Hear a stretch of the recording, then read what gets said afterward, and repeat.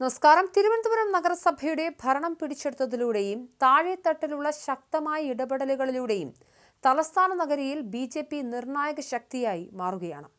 വാഴൂട്ടുകുണം വാർഡിലെ മഹിളാ മന്ദിരം ഉദ്ഘാടനവുമായി ബന്ധപ്പെട്ടുണ്ടായ തർക്കങ്ങളും ബി.ജെ.പി. കൗൺസിലർ ആർ സുഗതനെതിരെയുള്ള കേസുമെല്ലാം വരാനിരിക്കുന്ന നിയമസഭാ തെരഞ്ഞെടുപ്പിന് മുന്നോടിയായുള്ള ശക്തി പ്രകടനങ്ങളായാണ് രാഷ്ട്രീയ നിരീക്ഷകർ വിലയിരുത്തുന്നത്. വർഷങ്ങളായി LDF കുത്തകയാക്കി വെച്ചിരുന്ന തിരുവനന്തപുരം കോർപ്പറേഷൻ ഭരണം ബി.ജെ.പി. പിടിച്ചെടുത്തത് കേരള രാഷ്ട്രീയത്തിലെ തന്നെ വലിയ മാറ്റങ്ങളിലൊന്നാണ്.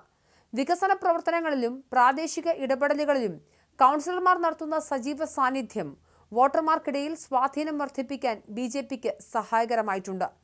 വാഴൂട്ടുകുണം വാർഡിലെ മഹിളാ മന്ദിരം ഉദ്ഘാടനവുമായി ബന്ധപ്പെട്ടുണ്ടായ സംഭവങ്ങൾ തിരുവനന്തപുരത്തെ മാറുന്ന രാഷ്ട്രീയ സാഹചര്യത്തിന്റെ നേർചിത്രമാണ്.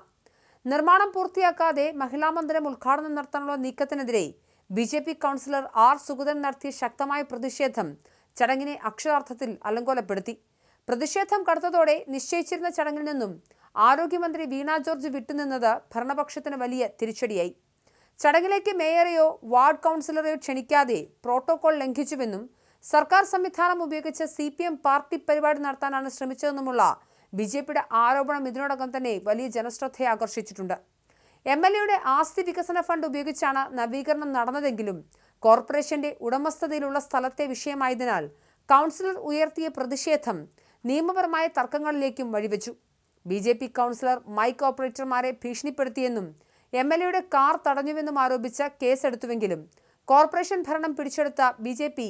തലസ്ഥാനത്തെ ഓരോ പ്രാദേശിക വിഷയങ്ങളിലും CPMന് ശക്തമായ വെല്ലുവിളിയാണ് ഉയർത്തുന്നത്. വരാനിരിക്കുന്ന നിയമസഭാ തെരഞ്ഞെടുപ്പിൽ തിരുവനന്തപുരത്തെ പ്രധാന മണ്ഡലങ്ങളിൽ ബി.ജെ.പി. നടത്തുന്ന മുന്നേറ്റത്തിന്റെ സൂചനയായിട്ടാണ് രാഷ്ട്രീയ നിരീക്ഷകർ ഈ നീക്കങ്ങളെ കാണുന്നത്. മുൻപ് VK പ്രശാന്ത് എന്ന മേയർ ബ്രോയുടെ ജനപ്രീതിയിൽ തിരുവനന്തപുരം പിടിച്ചു നിർത്താമെന്ന് കരുതിയ CPMന് ഇപ്പോൾ ശക്തമായ വെല്ലുവിളിയാണ് നേരിടേണ്ടി വരുന്നത്. കൗൺസിലർ ആർ ശ്രീലേഖയുടെ ഇടപെടലുകളെ തുടർന്ന് VK പ്രശാന്ത് MLAയ്ക്ക് ഓഫീസ് ഒഴിഞ്ഞുകൊടുക്കേണ്ടി വന്ന സംഭവം ബി.ജെ.പിയുടെ ഭരണപരമായ സ്വാധീനം എത്രത്തോളം ഉണ്ടെന്ന് തെളിയിക്കുന്നതാണ്. മാത്രമല്ല, അതിഭീകരമായ ഭരണവിരുദ്ധ വികാരം ആര്യ രാജേന്ദ്രന്റെ ഭരണകൂടത്തിനെതിരെ തിരുവനന്തപുരം നഗരത്തിലുണ്ടായിരുന്നു.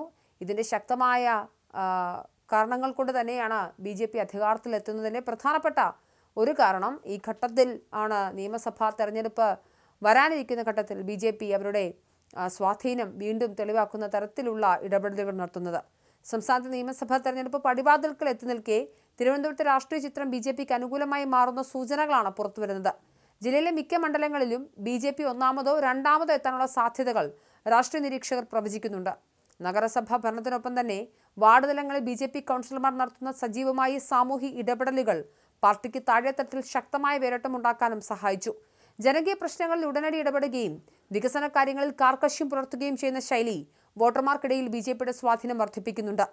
ഇതിനെ പ്രതിരോധിക്കാൻ CPM കേസുകളിലൂടെയും മറ്റ് നിയമ നടപടികളിലൂടെയും ബി.ജെ.പി. നേതാക്കളെ സമ്മർദ്ദത്തിലാക്കാൻ ശ്രമിക്കുന്നുണ്ടെങ്കിലും ജനകീയ വിഷയങ്ങൾ ഏറ്റെടുക്കുന്നതിൽ ബി.ജെ.പി. ബഹുദൂരം മുന്നിലാണെന്ന ധാരണ പൊതുസമൂഹത്തിൽ ശക്തമാണ്.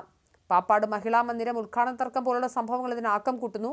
വട്ടിയൂർക്കാവ് ഉൾപ്പെടെയുള്ള പ്രധാന മണ്ഡലങ്ങളിൽ CPMന്റെ കുത്തക തകർക്കാൻ ബി.ജെ.പിക്ക് സാധിക്കുമെന്ന കണക്കുകൂട്ടലുകളും സജീവമാണ്.